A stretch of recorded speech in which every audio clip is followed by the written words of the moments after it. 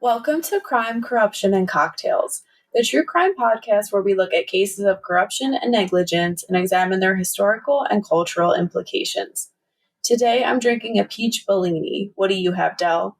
I am drinking a glass of red wine, and we are continuing our exploration of the real-life cases behind Lifetime movies. In this week's episode, we will be looking at two cases of identity theft from both the sides of the victim and the perpetrator.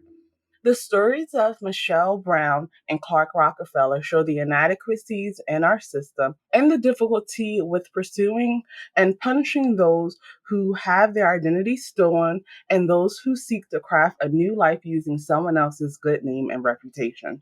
In 2004, Identity Theft, the Michelle Brown story, debuted on Lifetime and showcased the crime that at the time many people did not fully understand.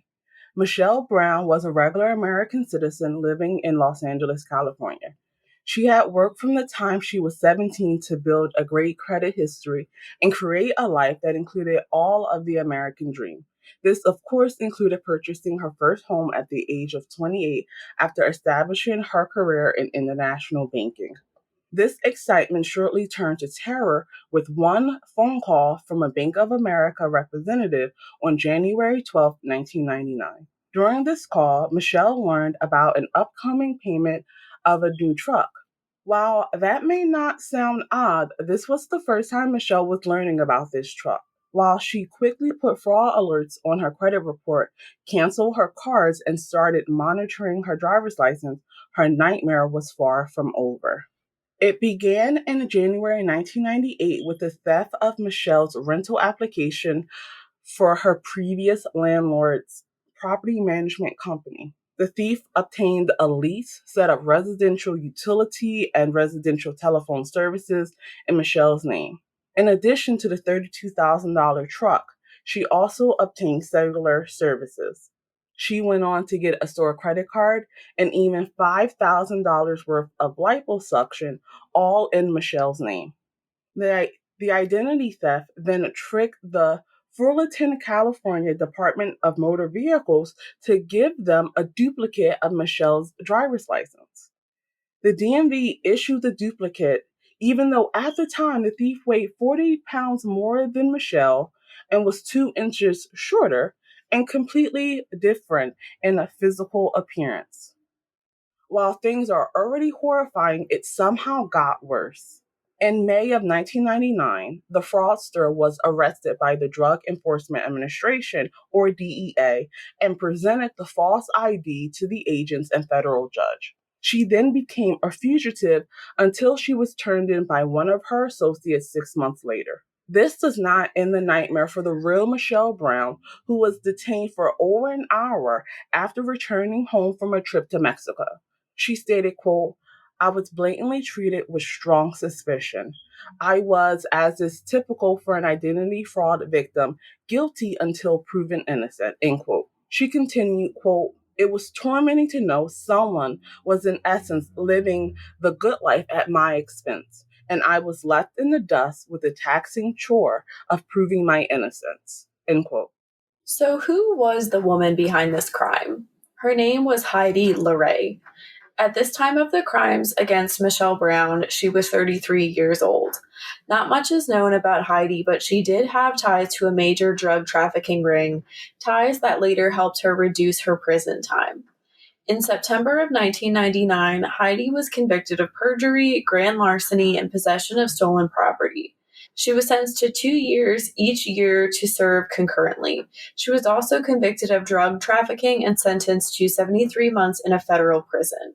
This was reduced from 110 months after providing information to investigators. Now we look at the other side of identity theft, that of the fraudster, by exploring the case of the so-called Clark Rockefeller. This story was chronicled in the Lifetime original movie, Who is Clark Rockefeller? The answer? A German man named Christian Karl Gerhartsreiter. Christian Gerhartsreiter was born to Simon and Irmgard Gerhartsreiter on February 21st, 1961 in Siegsdorf, Bavaria, West Germany. In 1978, Gerhartsreiter met an American couple, Elmer and Jean Kellen, who were traveling in West Germany. He later used their names to obtain permission to enter the U.S., falsely declaring that the Kellens had invited him to stay with them in California. After entering the country in New York City, Gerhardsreiter went to Berlin, Connecticut, where he found the family of author Edward Savio, telling them that he was from a wealthy family in West Germany. The family allowed him to live with them, and in 1979, he was accepted as a foreign exchange student at Berlin High School. He eventually left their home. Gerhardsreiter decided to move to California to pursue a career in acting. By the time he reached Milwaukee, Wisconsin, he had started calling himself, quote unquote, Christopher Kenneth Gerhardt. While there, he enrolled in a class at the University of Wisconsin Milwaukee. Deciding that he wanted to become a U.S. citizen, he married 22-year-old Amy Jerslid Dunkey in 1981 in Madison, Wisconsin, in order to obtain a green card. Gerhardsreiter convinced Dunkey to marry him by falsely claiming that if he had gone back to West Germany, he would have to go into the military and be sent to fight in the Cold War on the Russian front line. The day after the wedding, he left his wife and headed for California, and Dunkey filed for divorce in 1992. Using the alias Christopher Chichester, Gerhardsreiter lived in the guest house of Dee Sohus in the upscale community of San Marino, California. Chichester was the last name of a teacher Gerhardsreiter was infatuated with while attending Berlin High School, according to Edward Savio. He was initially identified as a person of interest by police in the 1985 disappearance and death of Dee Dee's son, Jonathan Sohus, and his wife, Linda. Gerhardsreiter reportedly told people that the couple had traveled to Europe.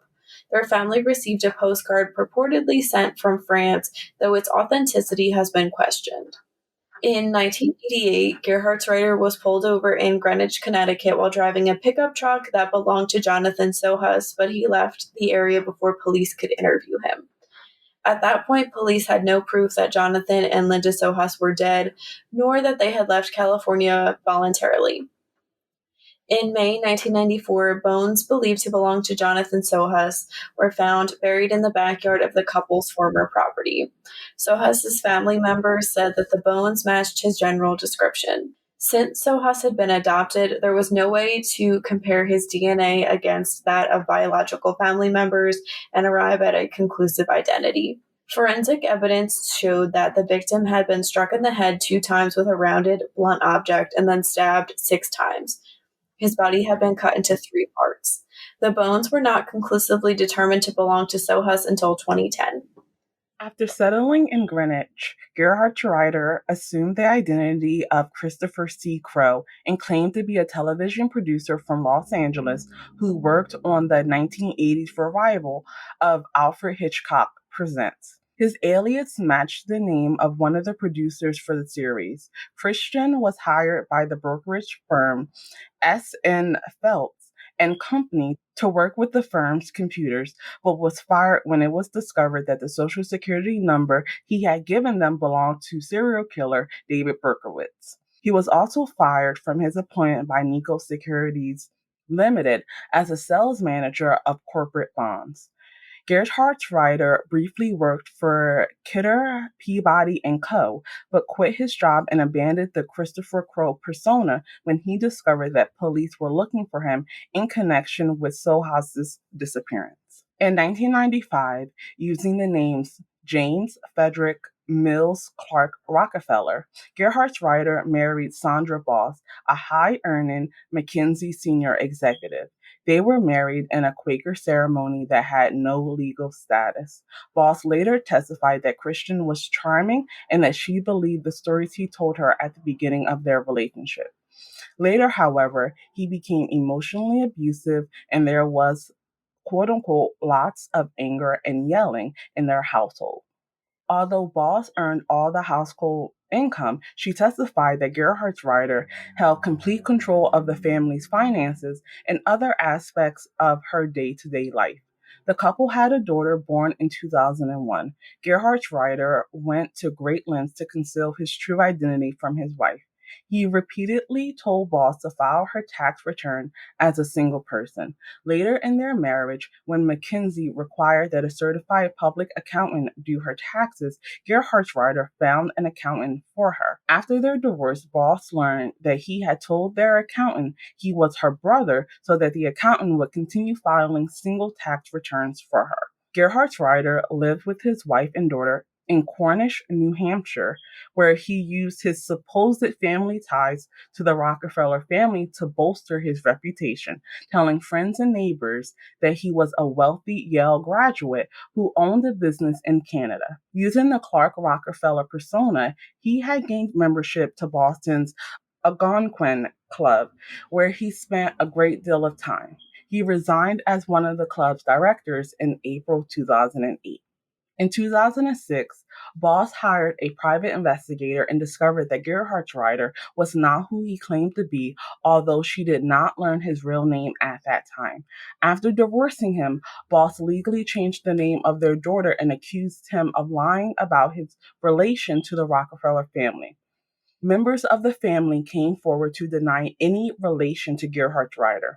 Boss would later testify at Gerhartsreiter's trial that he had agreed to give her custody of their daughter following the divorce and to supervise visits 3 times a year in return for an $800,000 settlement, 2 cars, her engagement ring, and a dress that he had given her. Boss moved with their child to London following the divorce. During a July 27, 2008 supervised visitation, Gerhartsreiter, his daughter, and a social worker were in Boston's Back Bay neighborhood on a walk to the Boston Common. Approached by a sport utility vehicle, Gerhartsreiter pushed aside the social worker, grabbed his daughter, jumped into the vehicle, and sped away. The social worker held onto the vehicle and was dragged a short distance before falling free. Later that night, a warrant charged Gerhartsreiter with custodial kidnapping, assault and battery, and assault with a deadly weapon, the sport utility vehicle. On August 2nd, 2008, after a week-long search, Gerhartsreiter was found in Baltimore, Maryland, where he had recently purchased an apartment for about $450,000 under the name Charles Chip Smith.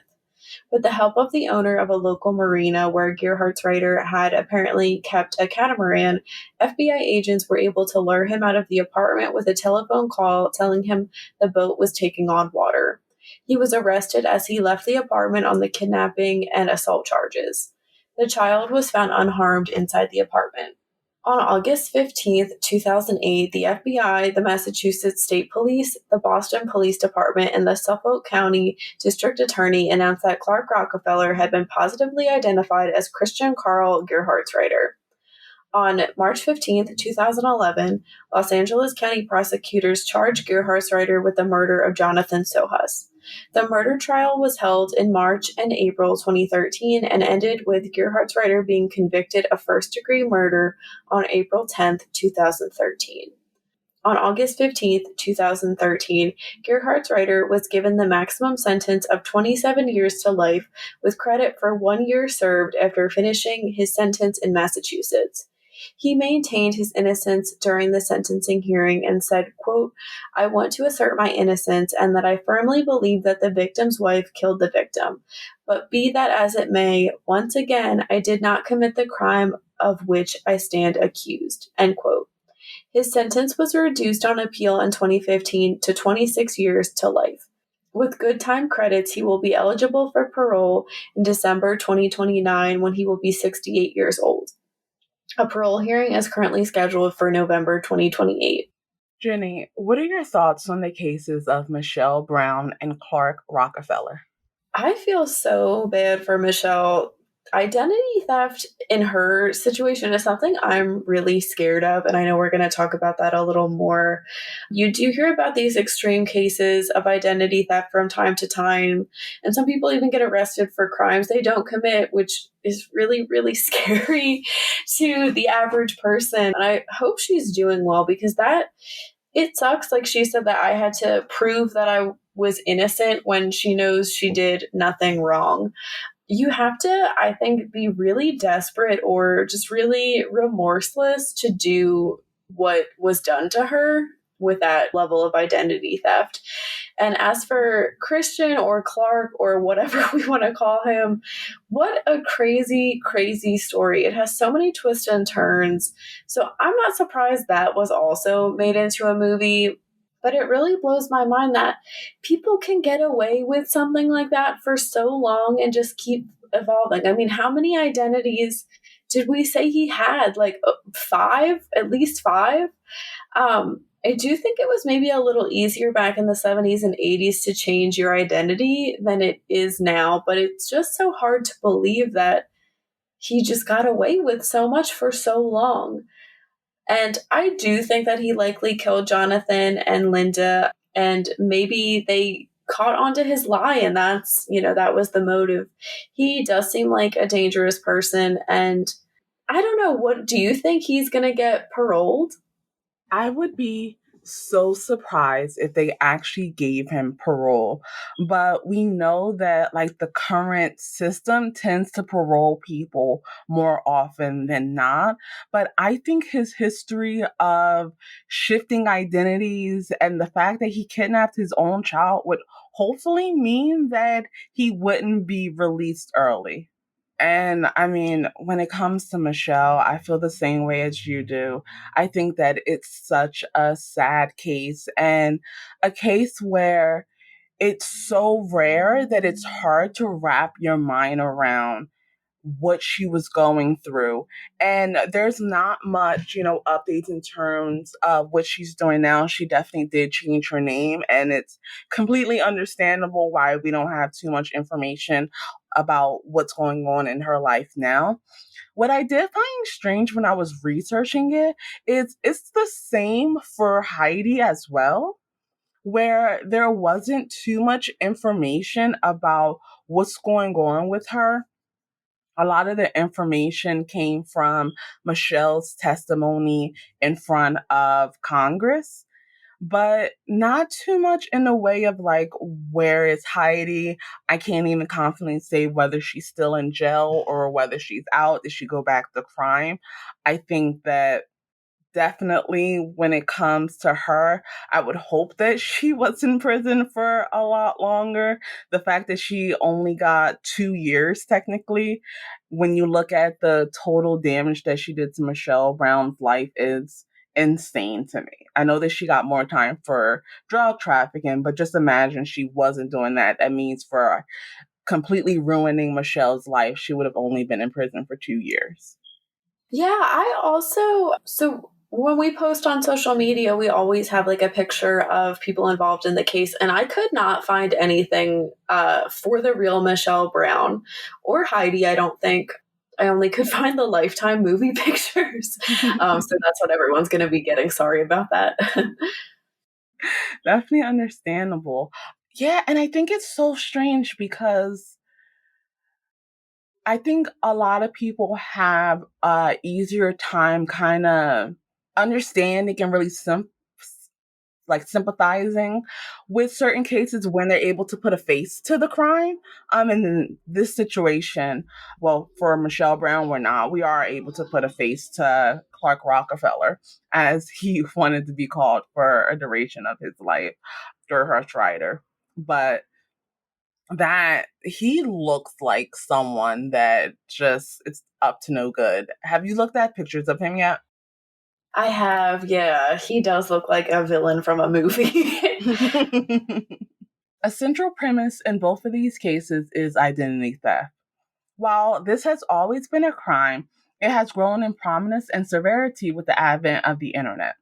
We are going to look at the types of identity theft, how someone is able to steal someone's personal information, how to discover if you have been a victim, and ways to protect yourself against this growing problem. Identity theft occurs when someone uses another person's personal identifying information like their name, identifying numbers or credit card numbers without their permission to commit fraud or other crimes. The term identity theft was coined in 1964. Since that time, the definition of identity theft has been statutorily defined throughout both the United Kingdom and the United States as the theft of personally identifiable information. In a 2018 study, it was reported that 60 million Americans' identities have been wrongfully acquired. Sources such as the nonprofit Identity Theft Resource Center subdivide identity theft into five categories. The first is criminal identity theft, which is the posing of another person when apprehended for a crime. Charges may be placed under the victim's name, letting the criminal off the hook. Victims might only learn of such incidents by chance, for example, by receiving a court summons, discovering their driver's license are suspended when stopped for minor traffic violations, or through background checks performed for employment purposes. It can be difficult for the victim of criminal identity theft to clear their record. The steps required to clear the victim's incorrect criminal record depends on which jurisdiction the crime occurred and whether the true identity of the criminal can be determined. The victim might need to locate the original arresting officer and prove their own identity by some reliable means, such as fingerprinting or DNA testing, and may need to go to a court hearing to be cleared of the charges. Obtaining an expungement of court records may also be required. Authorities might permanently maintain the victim's name as an alias for the criminal's true identity in their criminal records databases.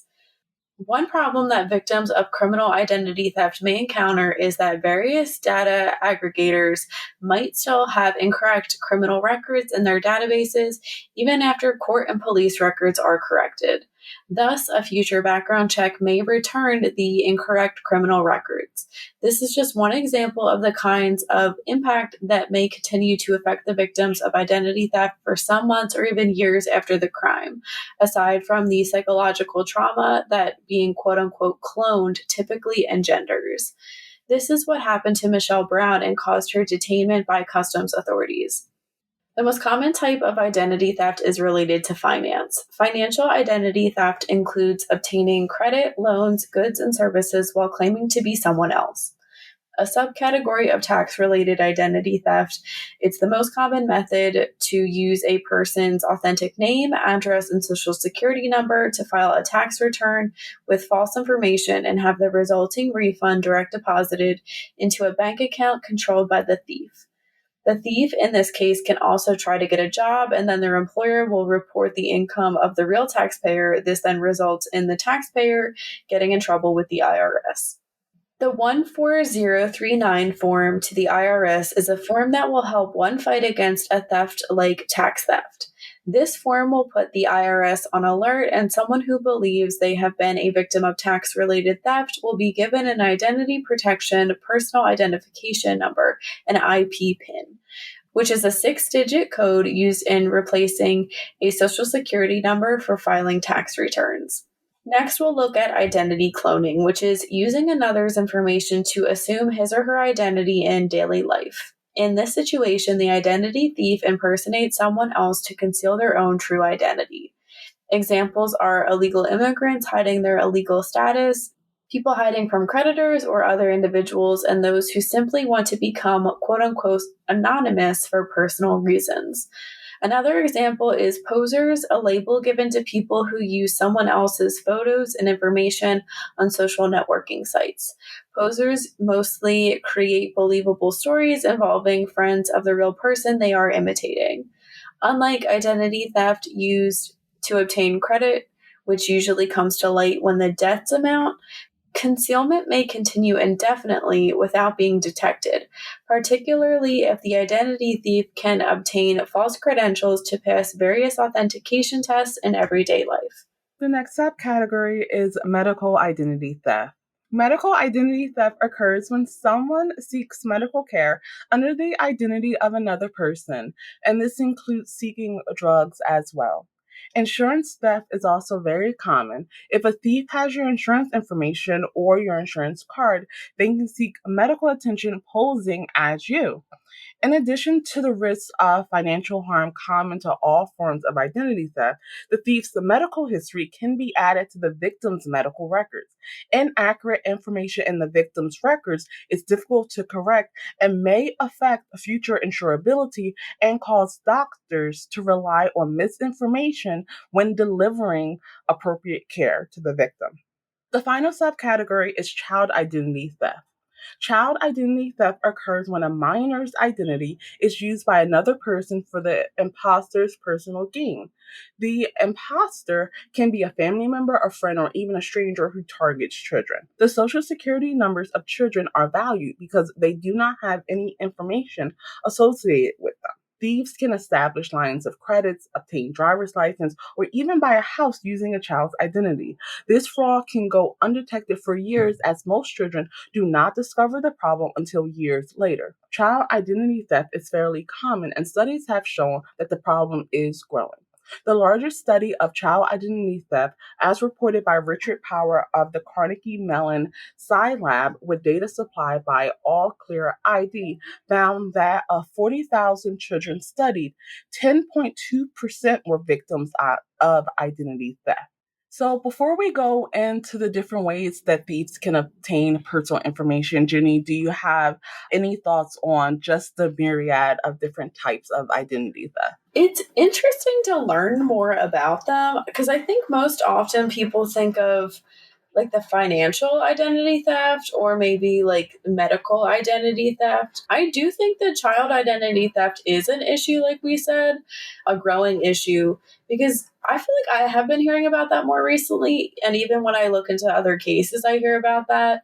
I feel like there is something really despicable about it because often it's children that have died who people are using. That's the identity people are using. So that's like a extra nefarious part of it. Hearing about how the expungement of court records and how like not everything is always set up correctly in the system. So if some your identity was stolen and used for nefarious things, the criminal record like could still possibly be in there. That's kind of what I was referring to when I was saying like how scary I think it is. I can't even imagine the stress that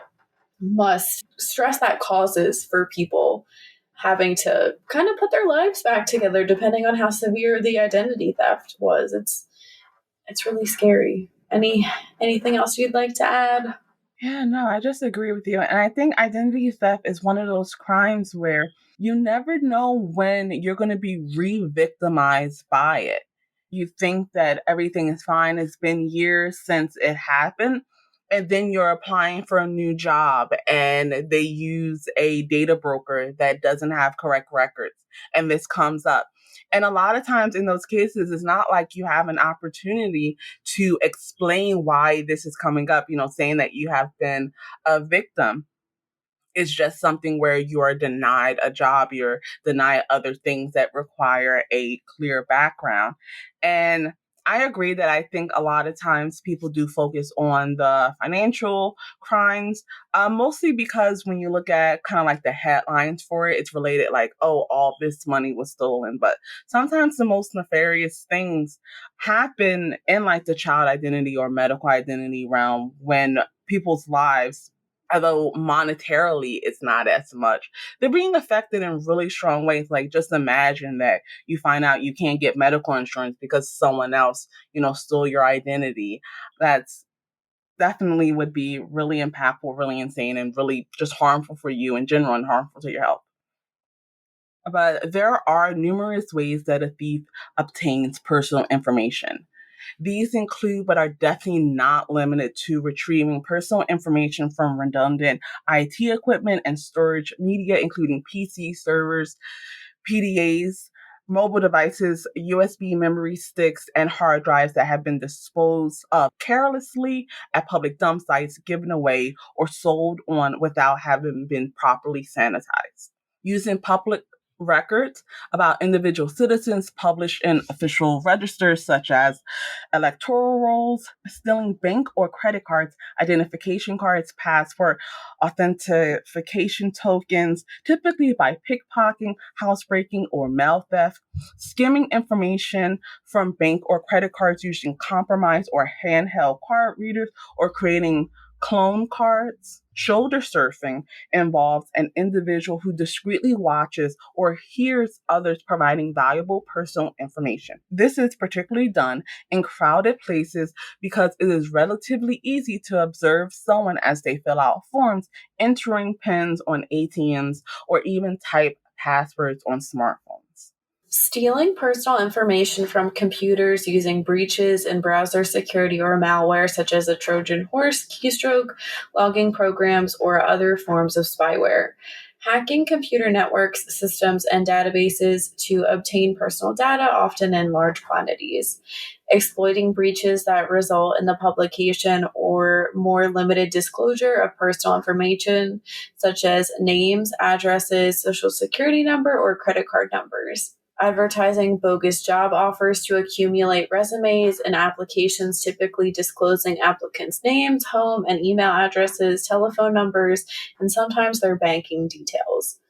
Exploiting insider access and abusing the rights of privileged IT users to access personal data on their employer's systems. Impersonating trusted organizations in emails, SMS, text messages, phone calls, or other forms of communication to dupe victims into disclosing their personal information or login credentials, typically on a fake corporate website or data collection form, which is known as phishing. Brute force attacking, weak passwords, and using inspired guesswork to compromise weak password reset questions. Browsing social networking websites for personal details published by users, often using this information to appear more credible in subsequent social engineering activities. Diverting victims' email or posts to obtain personal information and credentials such as credit cards, billing, and bank or credit card statements, or to delay the discovery of new accounts and credit agreements opened by the identity thieves and the victims' names. Using false pretenses to trick individuals, customer service representatives, and help desk workers to disclose personal information and login details, or changing user passwords, access rights, which is pretexting. Low security privacy protection on photos that are easily clickable and downloaded on social networking sites, and befriending strangers on social networks and taking advantage of their trust until private information is given, which is called social engineering. Unfortunately, a victim may not know immediately that their identity has been compromised. Many people do not find out that their identities have been stolen until they are contacted by their financial institutions or discover suspicious activities on their bank accounts. According to an article by Herb Weisbaum, everyone in the United States should assume that their personal information has been compromised at one point. The following are 11 indicators that someone else might be using your identity. Credit or debit card charges for goods or services that you are not aware of, including unauthorized withdrawals from your account.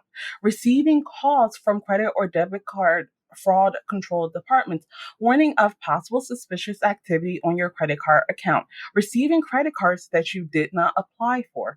Receiving information that a credit scoring investigation was done. They are often done when a loan or phone subscription was applied for.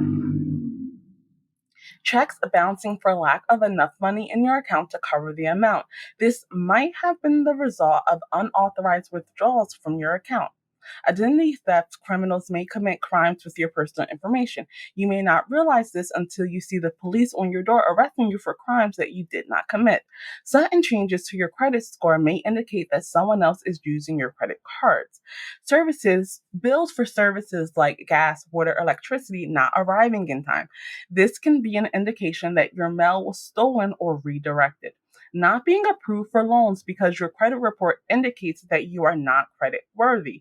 Receiving notifications from your post office informing you that your mail is being forwarded to another unknown address. Your yearly tax returns indicate that you have earned more than you have actually earned.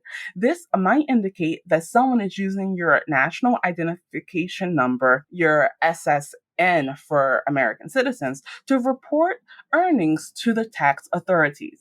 Of course, this list is not exhaustive, but these are just some signs that people may see if their identity's been stolen. Jenny, do you have any thoughts on these signs or the different ways that thieves may obtain people's personal identifiable information. I think basically everything we said too is why it's so scary, because this can happen to anyone. And I'm sure everyone listening has got an email from a fake Amazon saying, oh, your account, something's up with your account. We need your password to take a look. Or your car insurance is up for renewal, like something like that.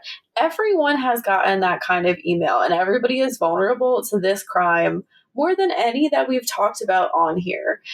Just hearing like the lengths that scammers will go to get this information is mind-boggling. It's I think enough to make anyone not really feel safe and to question things. I don't know. It's really crazy. What do you think? I agree. It's one of those scary things because you shouldn't have to be on such high alert when it comes to your own information and making sure that someone else is not stealing it. But in this day and age, you have to, because you never know who is trying to steal your identity, who is trying to use the hard work that you've put into making sure that you're able to have nice things, use that for their own benefit. I think the tax thing makes me especially nervous because, like, I just can't imagine like going to file my taxes and looking at the number and it being just completely wrong and trying to figure out and try not to go to jail for like tax fraud because someone else stole your social security information and is using it for a job. It's like on one end, you feel bad that the person had to use someone else's social security number to get a job. That's definitely not a good thing. It's not a good sign. But on the other end, it's like, hey, like you're messing me up here. I'm now going to go to jail because you decided to steal my identity. So it's definitely a double-edged sword. But for me, when it comes to just in general thinking about criminal scammers are some of the lowest of low for me, because you definitely have marked effect on someone's life, which could last for the rest of their life, depending on the type of fraud you committed against them. And even if it's something like tax fraud, just imagine like for the rest of that person's life, every year they're reminded that their identity was stolen because they need to use a IP pen to file their taxes. They can't do it normally like everyone else can. That must just be a frustrating experience. Yeah, that was interesting to hear about. I had no idea that that is something that the IRS does, but I'm glad to see that there is a way. I mean, maybe it's like the bare minimum of how to support these people that have done it, but I guess it is a way to try to help keep them safe and their information safe. Due to the rise of identity theft, countries have enacted laws to combat it in its various forms.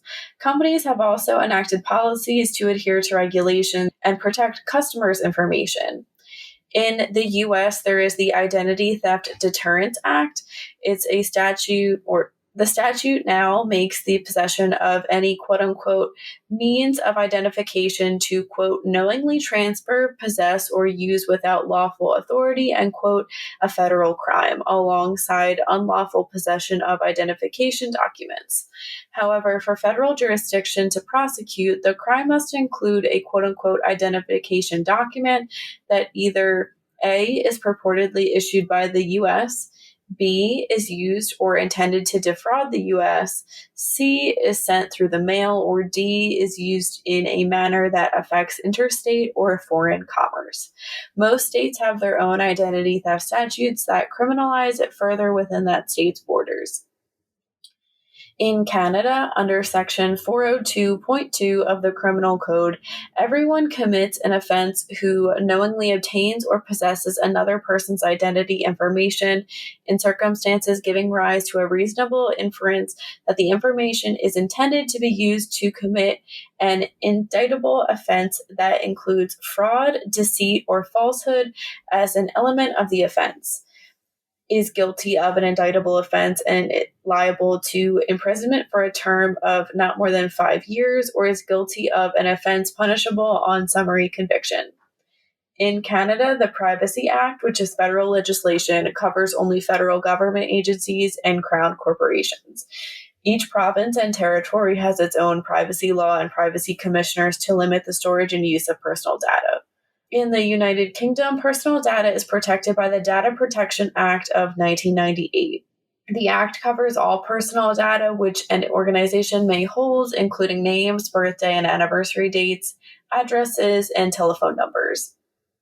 Poor stewardship of personal data by organizations resulting in unauthorized access to sensitive data can expose individuals to the risk of identity theft.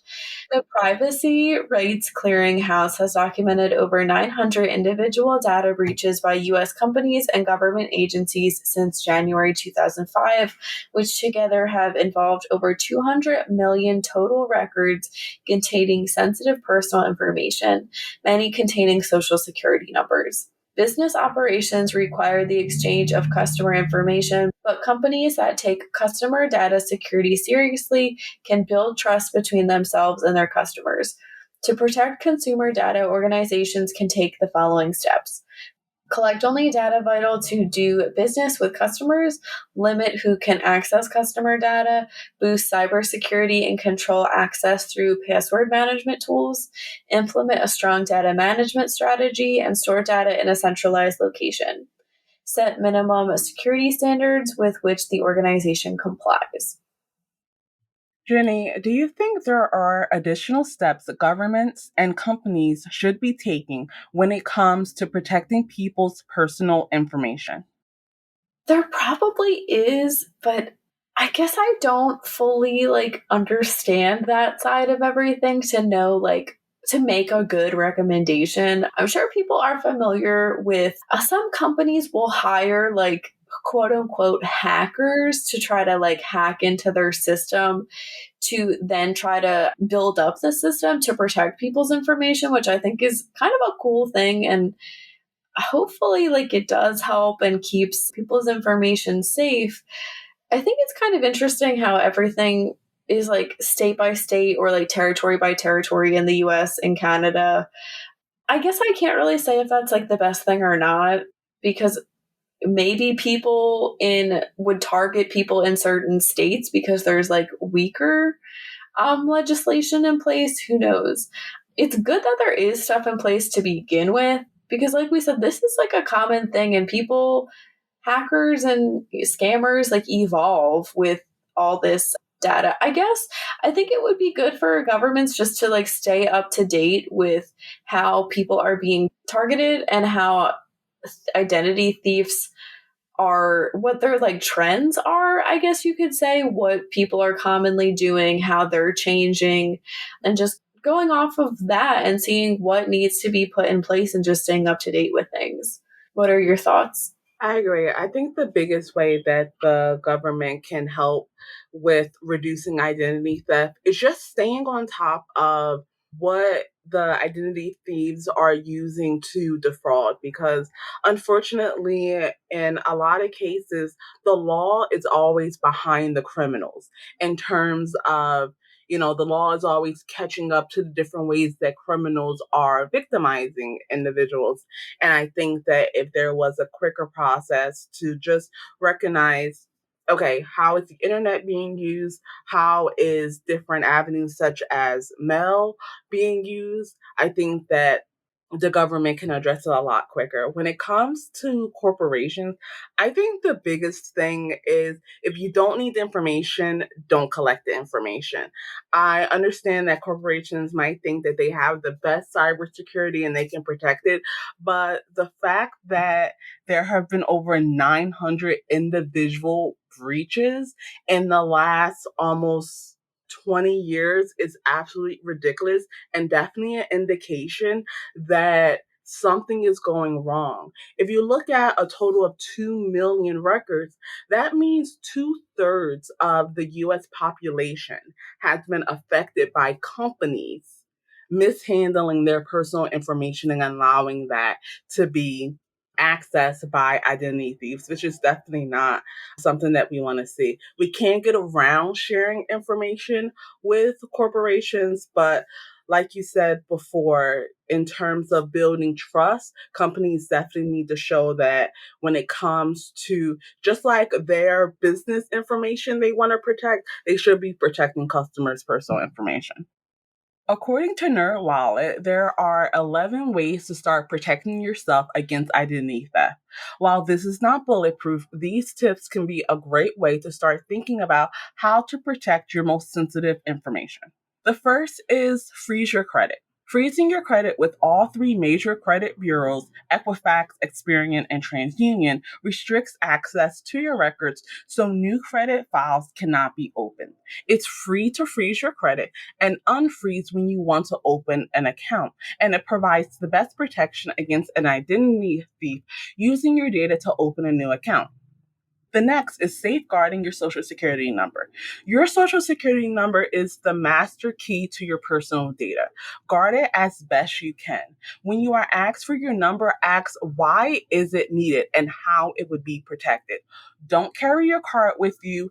Securely store or shred paperwork containing your social security number.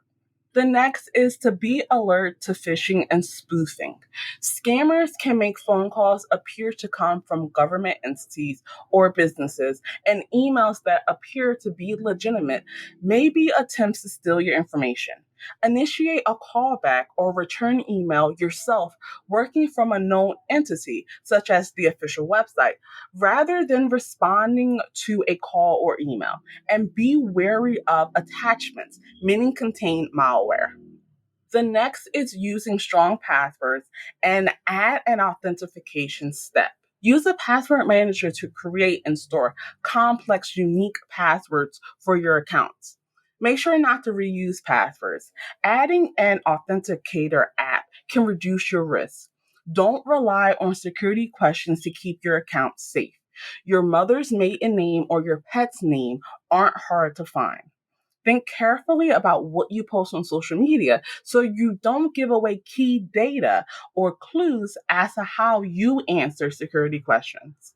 Next is using alerts. Many financial institutions will text or email when transactions are made on your account. Sign up so that you know when and where your credit cards are used, when there are withdrawals or deposits to financial accounts, and more.